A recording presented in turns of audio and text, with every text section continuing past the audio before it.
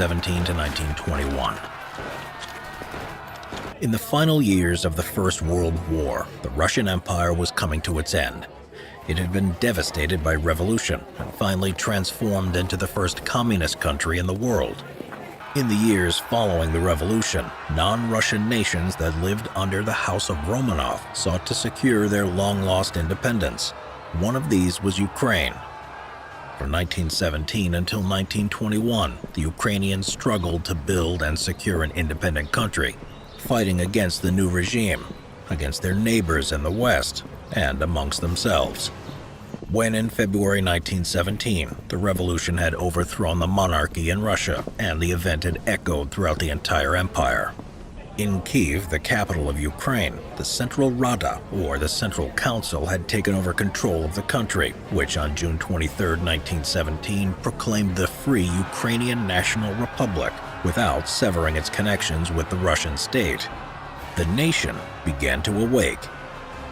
However, keeping the vast territory of Ukraine under control was a difficult task, and the country rapidly slid into anarchy. The collapse of the Russian forces in Galicia made matters even worse. On November 7, 1917, the Bolsheviks, led by Vladimir Ilyich Lenin, staged an armed insurrection in Petrograd, today known as St. Petersburg, and this became the uprising that changed the country for good. 3 days after this, together with the aid from Rada, the Bolsheviks attacked the army staff headquarters in Kyiv, forcing them to leave the city. However, contrary to Lenin's plans, control over Ukraine was quickly taken over by the Central Rada.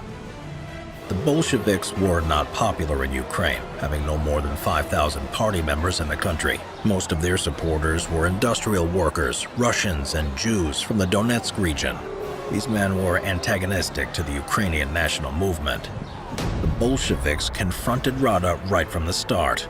On December 17, 1917, after failing to grab control over the All-Ukrainian Congress of Soviets, the Bolsheviks left Kyiv for Kharkiv and proclaimed the Ukrainian Soviet Socialist Republic. Already at that point, the Bolshevik troops from Russia were preparing for the invasion of Ukraine. The war was about to start. The invasion army of 30,000 men entered Ukraine on December 25, 1917. Led by Vladimir Antonov Ovchinko, it comprised regulars of the Army of Soviet Russia and local Red Guards from eastern Ukraine. In response to the invasion, Central Rada proclaimed an independent Ukrainian state. Ukraine was defended by Free Cossack units, workers' battalions, the Hidemaka Battalion, comprising military school students, and the Galician Bukovinian Battalion of Sich Riflemen, which was made up of former Austrian prisoners of war. The strength of the Rada's forces was not more than 15,000 men. Ukrainian forces proved inadequate in stopping the invasion. One after another, towns in eastern Ukraine were falling into the hands of the Bolshevik troops. By the end of January, they had occupied Donbass and left Bank Ukraine and were approaching the city of Kyiv itself.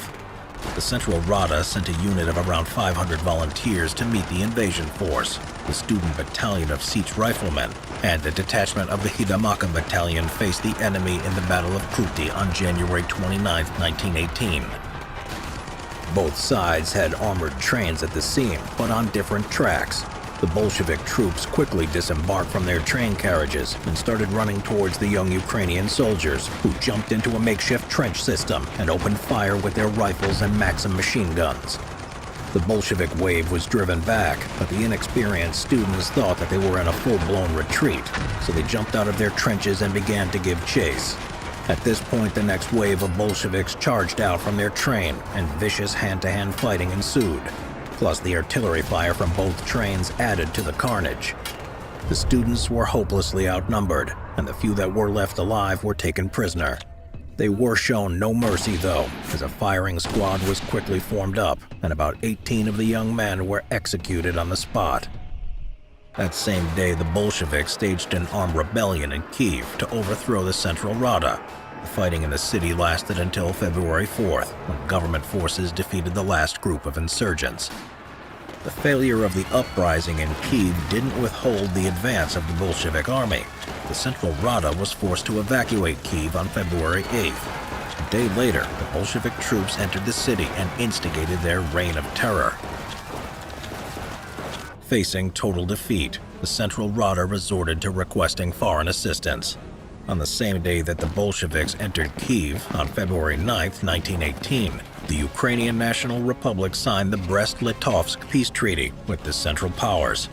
According to the articles of the treaty, Germany and Austro-Hungary had committed to providing military aid to the Ukrainians in fighting the Bolsheviks in return for them delivering large quantities of foodstuff. In late February 1918, 450,000 German and Austro-Hungarian soldiers marched into Ukraine and swept away the Bolshevik forces. On March 1, 1918, the Central Rada returned to Kyiv. By the end of April, troops of the Central Powers had regained control of the entire Ukraine. The defeat of the Bolshevik troops in Ukraine coerced Lenin to sign the Brest-Litovsk Treaty and recognize the independence of the Ukrainian National Republic. On June 12, 1918, the governments in Moscow and Kyiv signed a preliminary peace. The peace with Russia brought no stability to Ukraine, though. The Germans overthrew the Central Rada and installed a Hetman government to secure a better foodstuff supply. Until November 1918 and the capitulation of the Central Powers, the Germans were controlling Ukraine. On December 14, 1918, they left Kyiv, and a new government came into power, the Directory of the Ukrainian National Republic. On January 22, 1919, the Ukrainian National Republic proclaimed the union with the Western Ukrainian National Republic, the Ukrainian ethnic territory of the former Austria-Hungary. Formerly one country, the Ukrainian National Republic and the Western Ukrainian National Republic were actually two separate states with their own governments and armies. After the Germans withdrew, Ukraine fell into a state of complete anarchy. 6 different armies operated in the territory during 1919. The Army of the Ukrainian National Republic, the Ukrainian Galatian Army, Soviet Russia's Red Army, a Russian anti-communist coalition, the White Army, Polish troops, the Entente troops, and the anarchist units. Taking advantage of the chaotic situation in the country, Moscow launched a new offensive against Ukraine in December 1918. Kyiv responded with a declaration of war on the Russian Soviet Republic. The Ukrainians were entirely unprepared for the war, though. Their army of 25,000 men consisted of 2 main units, the Sich Riflemen and the Zaporozhian Corps, along with a number of partisan units under the command of politically unreliable otamans.